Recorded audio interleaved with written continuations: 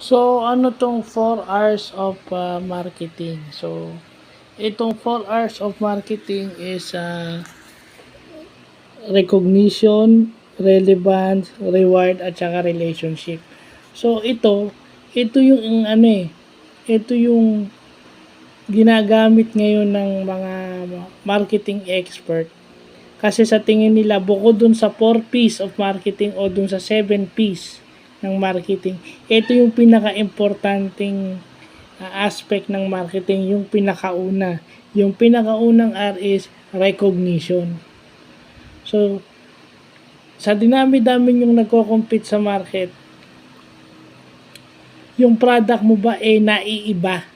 Ano ang kaibahan ng product mo sa kanila? O yung product differentiation na tinatawag. Kumbaga, yung product mo ba is naging stand out above all other products?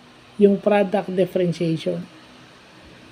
Kasi kung pare-pareho kayo, hindi ka marirecognize dahil pare-pareho lang kayo ng product or pare-pareho lang kayo ng service.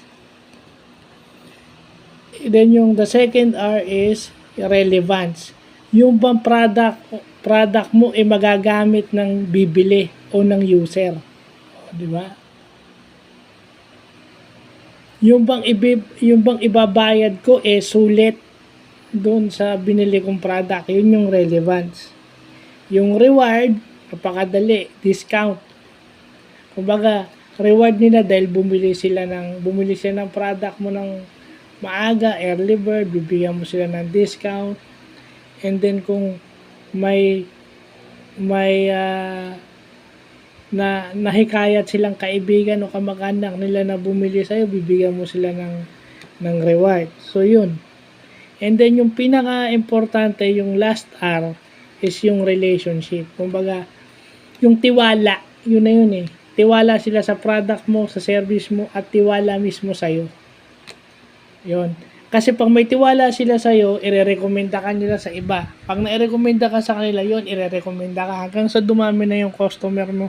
Out of that one word, tiwala. Yung trust ng customer mo sa'yo na trust din ng kaibigan nila and then hanggang sa dumami. So, yun yung 4 hours of marketing.